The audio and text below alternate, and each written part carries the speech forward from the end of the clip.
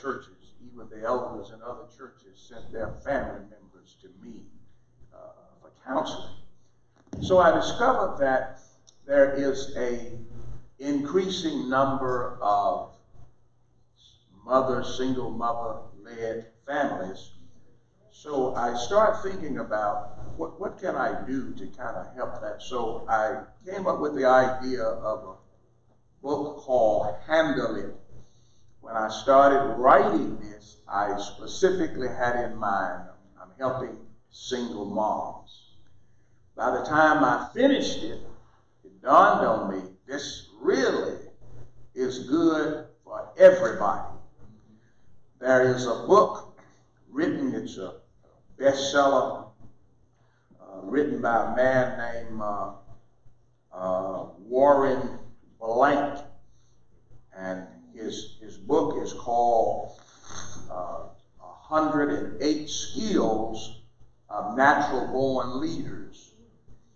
So I contacted his organization and got permission to use his book and elaborate on those 108 skills. So in this book, we use 26 of them. And it's designed to introduce a skill per month. And the reason a leadership skill is so important, every boy, by the time he is 10, has been asked to do something illegal. Steal a piece of candy, throw a rock through the window, little stuff like that, but that's illegal. You know, go up on someone's property, raid their apple tree, and that's, you know, they don't realize the essence of that, but that's illegal.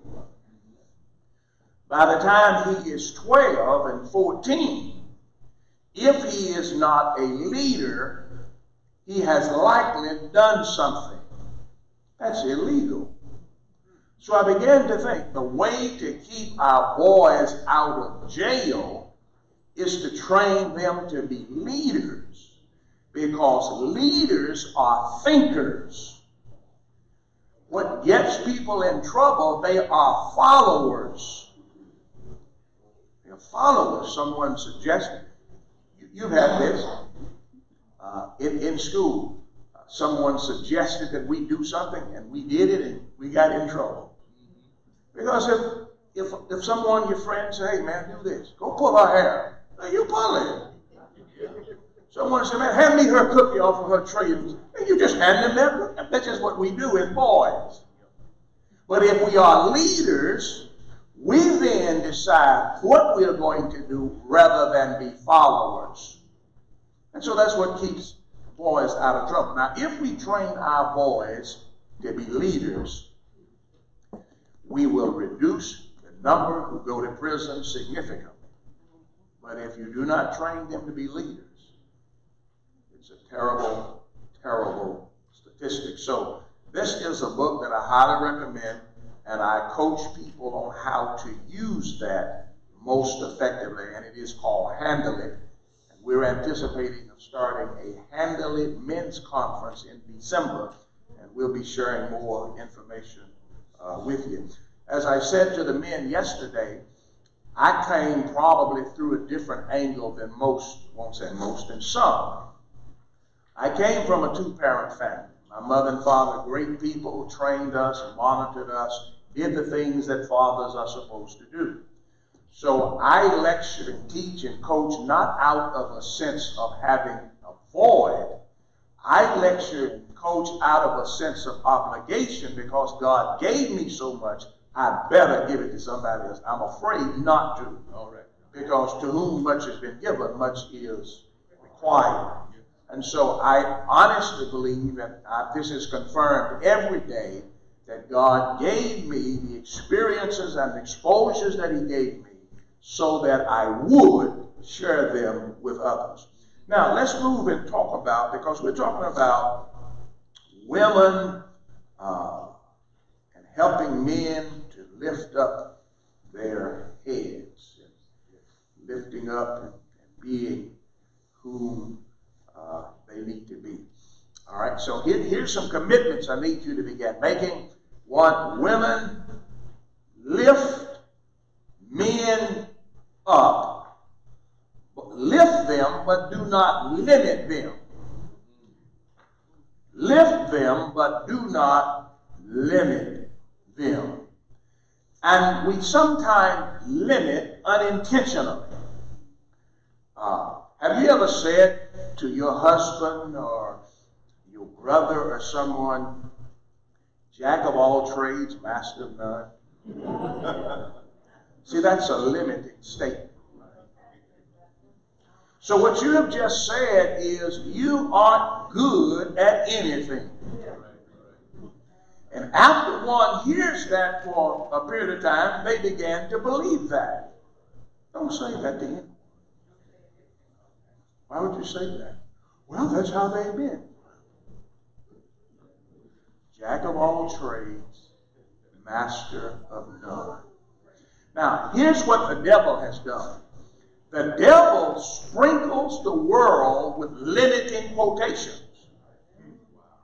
And then we go around quoting them and not realizing. And so what the devil does is he moves into the music arena, hip-hop, all of that, and he sprinkles messages that are contrary to the design of God, and then we go around singing it. Song came out years ago. What's love got to do with it? How many of you sung? Don't raise your hand. How many of you sung that song? You see? In that song, there's a statement that says love is nothing more than a second-hand emotion. This song is teaching that just have fun, enjoy life. Don't worry about love. And then we go around, and then we even buy that CD with money we ought to give in our contribution to undermine our children. And then we go get movies. We go look at movies.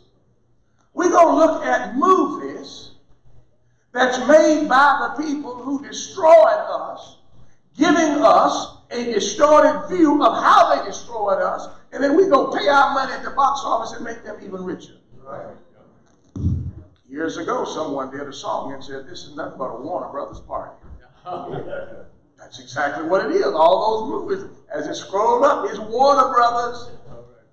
And we get excited about funneling our money into a system that's destroying us.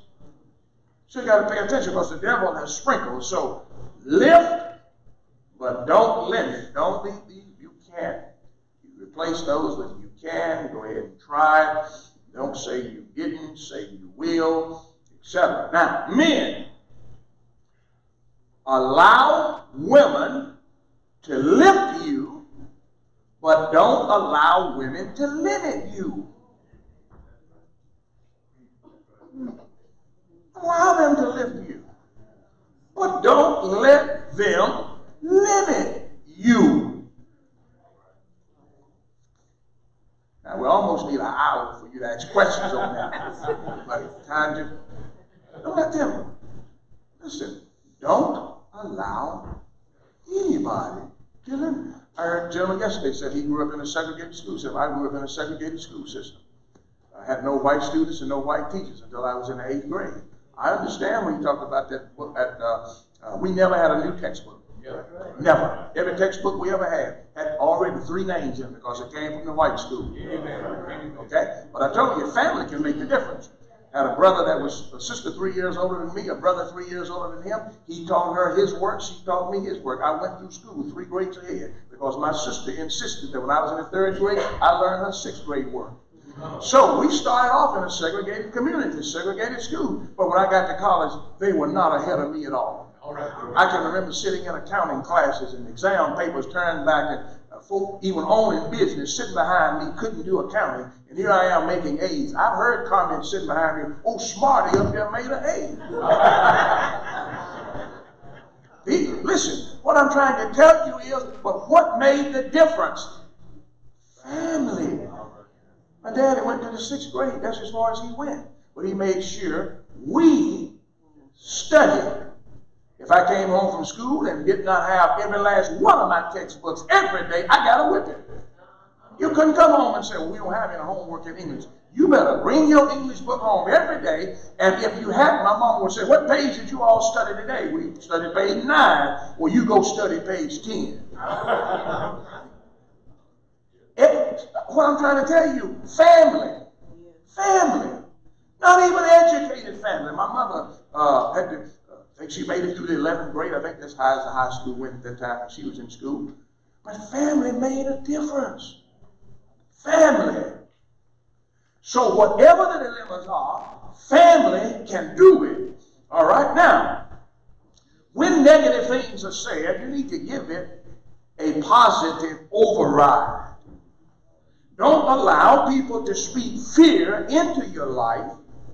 Speak solutions, not the problems.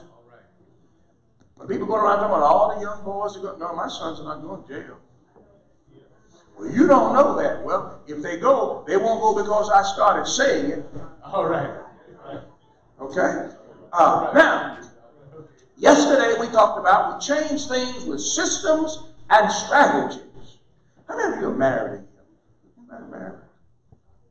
Who in here is, any women in here not married? Okay, not married. Keep your hand up, keep your hand up, keep your hand up. Okay. If you have been married, drop your hand. I only need the hands up of those who have never been married. Okay? Are there any women in here who have no children? No children? Okay, so we only have 2 with no, 3 with no, 4 with no children. Okay, but you got some brothers or some nephews, somebody's close to you, so this will work there. Now, here's, to change issues, we've got to stop being lazy-minded. Lazy-mindedness will erode everything.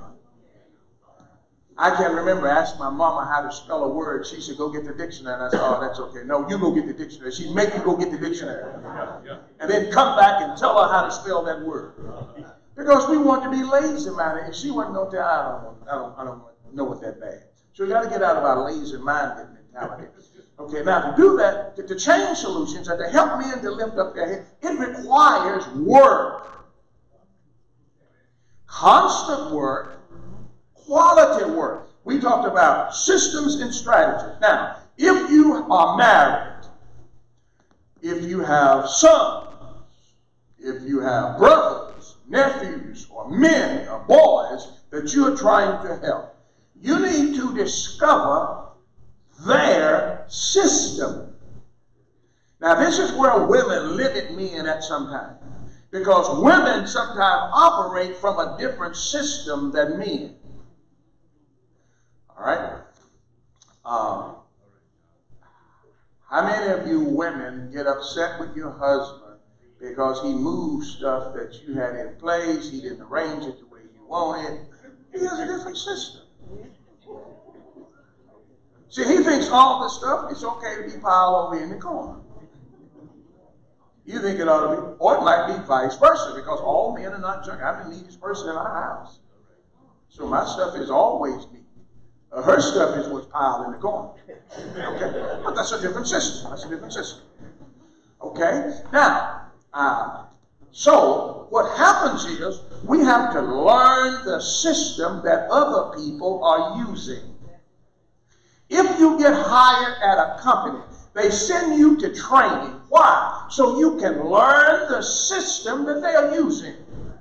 If you used to work for State Farm and now you're working for Allstate, they have a different system.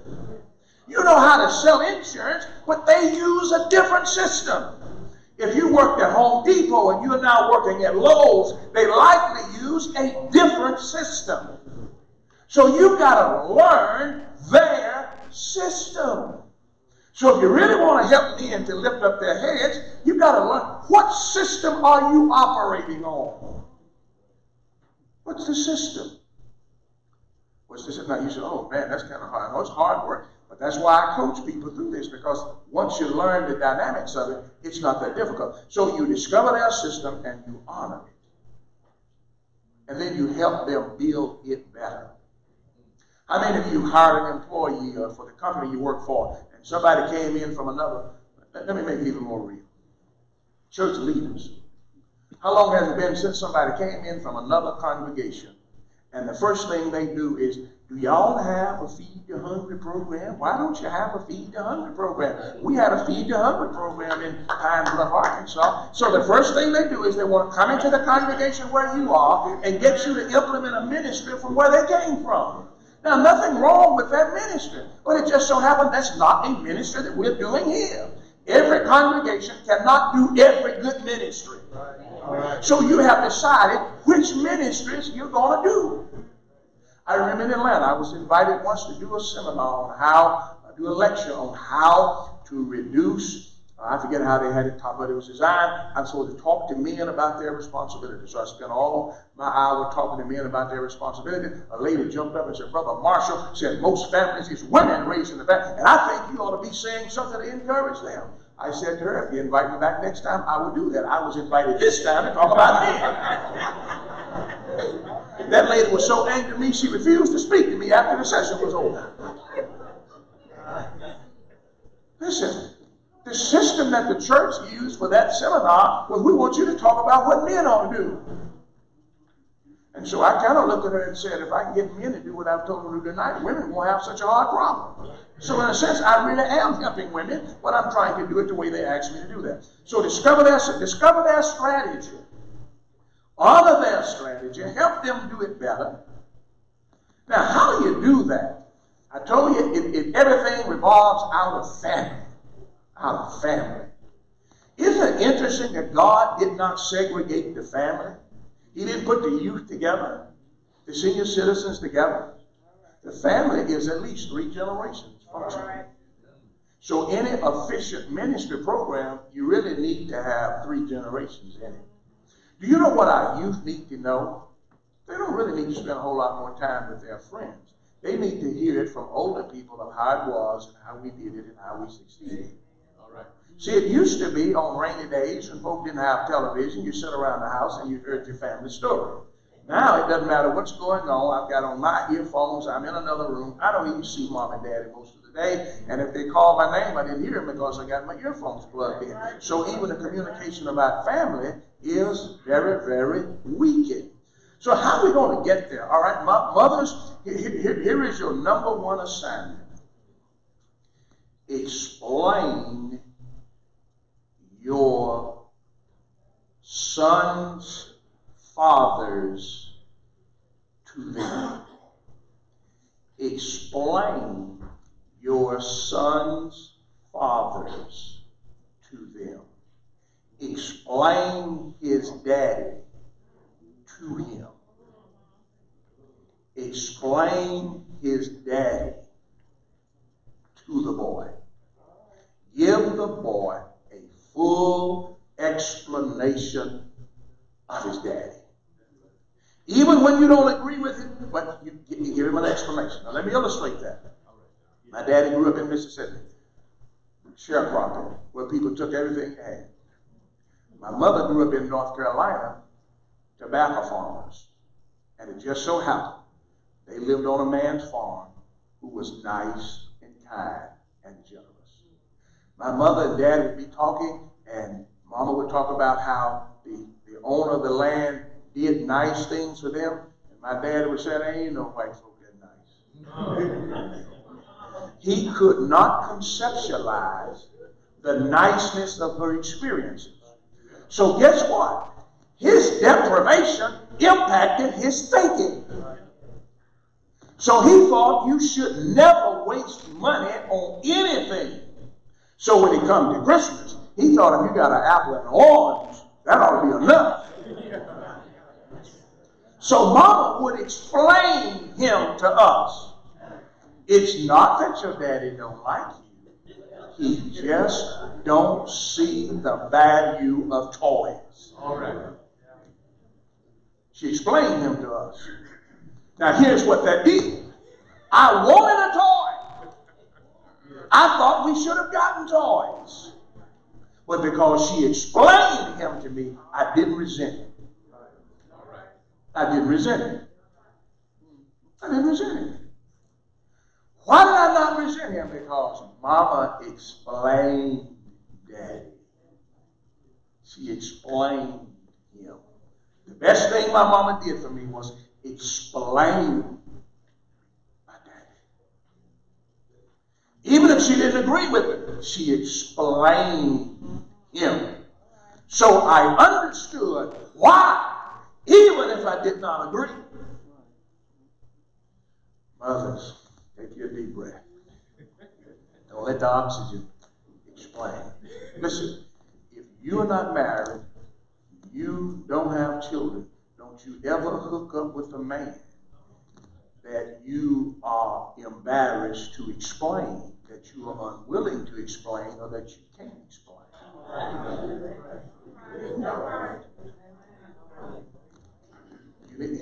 Your men, boys need to explain their daddy. Well, what do you mean explain it? How do we do that? Well, in order to do that, you need to know what went into producing him. I wrote another book called Pre-Marriage Preparations. From me to we. That's what marriage is about, moving from me to we. And if you don't make that transition, your marriage is going to be miserable. But if you make the transition from me to we, now did you pick up in that? It's selfishness that keeps people from transferring from me to we. And in this book, I tell you how to reduce divorce by 95%. And that's called Pre-Marriage Preparations, From Me to We. Do I take questions? Do I have questions? Any questions? I really prefer answering questions than lectures, because questions get me exactly the way I are.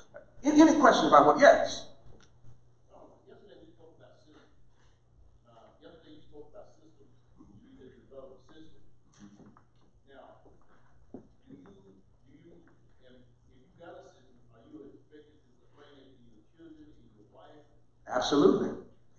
In order for them to effectively participate, you need a system. And here's what you do. When something is going wrong, you redesign your system. Matter of fact, the reason I write is because I don't get a chance to say everything. I wrote another book entitled Called to Be a Champion. And in the book, here's what I do. When you have a problem, number one, you design out the problem, design in the solution, design out the impediment, and design in the momentum. That's how you solve issues. For example, my son came to me once and asked if he could go someplace, and I told him no. When I came back home, he had gone. I said, I thought I turned up to him. He said, I asked Mom, and she said I could go. She didn't know I told him no. So we created a system. Here was the system. If you ask Mama and she say no, you get in trouble just asking me. If you ask me and I say no, you get in trouble just by asking your mother. Which now means, if you ask me and I tell you no, and you ask your mother and she say yes, and you go, I'm going to whoop you in when you get home. Because you were not supposed to ask her. And see, what that did was, that kept, all right, now watch this. Here's a system that we had that didn't work so well. I believe that for perks, children should do something. So when son got 16, if you want to use the car on the weekend, you at least got to wash your mama's car during the week. So I knew she wasn't going to make him do that. So I said, okay, here's the deal. In order for the children to use the car, they have to ask me. She didn't support me in that. She didn't support me in that. So I get a call one day. He's had a wreck on Walmart parking lot. He wasn't supposed to even be driving if she'd have followed the system. You see? So, system. And you got to communicate that system. And there has to be, and man, she may have had some systems that I didn't follow out. So I'm not just trying to beat up on her. But if you got to have systems and strategies, systems. So every time there's a problem, you design a system. All right? My baby son started, my wife got home from work, or she teaches school. She got home about 4:30. He got home around 3 o'clock. Found out he wasn't coming straight home. He was hanging out in the community. And then he come home at 4:25. So we got to change the system. So guess what? Every day at 3 o'clock, I left the office and went home. Stayed there until 4:30. Changed the system. So now he's got to come home because Daddy's there. I told you it's hard work. So I just brought something home with me that I'm reading or working on, and I'm working at the house and then going back to the office. Because children need authority every place they go. So what was happening is, when he left, when he got off the bus driver's in authority. At 3 o'clock, there was no authority in his presence till 4:30. So what did I do? I put authority in his presence, and I saw that. And then here's something else that happens to children. Here's something else that happens to children. The more time you give them out of the presence of authority, the growner they begin to think and feel. That's why, listen to this, Sunday school teachers, that's why you must always be in your class before the first student gets there. Because when that student walks in, it's authority there. And if there's no teacher there, he acts like he's in authority. Now you got to go in and retrieve the authority. That's right. Put your authority there. So when he comes in, he gets out of the car with his mom and daddy, authority is there. He walks down the hallway here, authority is there. He get into his... Listen, all of you know that if there's no adult in the room, the children do things they will not do if there is an adult there. So you got to place authority. All right, next question. Come on. Yes. I had a long time ago, I was 12 of us, and I was the seventh child. And my father, he worked it, but his father was never in the picture. His mother had him, and then he married someone else and had another family. But I always wondered, he was a good man. He went out there, got up, went to work. He was a construction worker. And he wanted us to go through the things we need to do coming up. But it was some abuse in the home. And I didn't know it till years later down the road when my brothers and we'd be talking, the younger brother that was there. The abuse that had gone on in the home, because I got married when I was 18 and we had home and stuff and everything. And I always had picture being the perfect father, because he took care of everything, took care of my mother, took care of but it was just underlying that we never seen, that I never seen until later on, years down the road. And I still respected him to this day as being the man, in my life. And then it kind of sort of shifted when I found out the things that was really going on. It was Here's the solution to that. See, here's what God has given us: practical solutions. Here's the solution to that in other situations. It's called forgiveness. See, that is no justification for abuse. And after you have heard an explanation for the 10th time, you are more angry now than you were before. So forgiveness is God's solution. Now, I don't mean you excuse folk and they're not holding them accountable. I'm not talking about bypass that. But listen, if whoever took care of you as a child burned you with an iron on purpose, what kind of explanation can they give you? My daddy burned me, so. But now, forgiveness will help you heal and relate whole and healthy. Now, we talked about explaining your son's father to them. And in that process, you have to teach them how to forgive. Because no child agrees with everything that their parent does. I was in a workshop. A lady her parents and her mother was sitting at the table, made her and her sister go to church, go to every event. The girl goes to church, but she still resents her mama for making her go to church all the time. She's a child.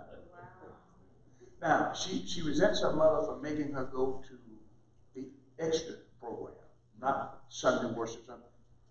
I just don't think mama should have made us go to all of that. And I'm not going to make my children go to all of that. So, it's a different philosophy. Now, here's what happens. We teach and train our children. And when they leave home, community explains your behavior to your child, and they might leave with a totally different interpretation. You ever notice that your child was very obedient, and then they went to junior high? And you wonder what happened? Their friends at school explain your behavior, and your children interpret it differently. So your child had no trouble coming home at 10 o'clock. And now they're mad because the other children said, your mama make you come home at 10 o'clock? That's mean. And so now, so you got to always ask the question, who is explaining me to my children? And there are some folk you need to keep your children away from because they will explain your children differently and your children will have a totally different understanding of you. And sometimes that's your brother and your sister. Uncles and aunts have ruined more children than probably anybody. Especially if you got a brother or a sister who looks at you and they say, oh, you think you Miss Goody Two Shoes. Don't you let your children spend the night with him because they get a joy out of eroding what you're trying to place in your children. So who is explaining my children to me? Because they're going to help that person redefine. And things that they embraced before, they began to reject. That's why children don't go to church. They go to college. Somewhere along the line, somebody re-explained, redefined what you taught them. Now, we can't keep them away from all of that, so we have to do a very good job at making sure we get information in there, and et cetera, et cetera. But now, getting back to this, because I guess I got, 2 minutes left right now? I got 3 minutes. Okay. Explain your children's father to them. Learn as much as you can about the grandfather, the grandparents. What produced? When I discovered what produced my daddy, I have no qualms because I then see this progress that he made. Not perfect, not even close to it, but the progress he made over granddaddy. Now, and until I make as much progress as he made, I don't even qualify to complain. So you have to explain. Now, you say, well, and when people getting married, that's why I'm not marrying his family. You are marrying what his family produced. And the more you know about the producer, the better you can understand the product. So you better know something about the producer. You know, alcoholics tend to produce people who incline. And you say, well, he said he's not going to be like his dad. See, here's what happens when we become overstressed. We do one of two things. We travel the route of least resistance or the route of greater familiarity. If that's all he knew was to slap his wife because that's all he saw his daddy do when she didn't do it, that's all he knows to do. He didn't intend to, he didn't want to, but he didn't know anything else to do. So explain your son's father. Even if you're not married to him, take a couple hours and go over and sit down with some of the folks in his family and let them tell you, listen, if your child has a genetic predisposition, won't it help you if you know something about his parents? Well, the same is true in every other category too. Remember what I mentioned? Hamlet, called to be a champion, pre-marriage preparations will make a world of difference, and I'll be delighted to to show you how this works and to help you to make a difference. Women, help lift men's head up. Men, let women lift, but do not let them lift. Lift. So every now and then, you might need to look at the woman and say, that's a limiting statement.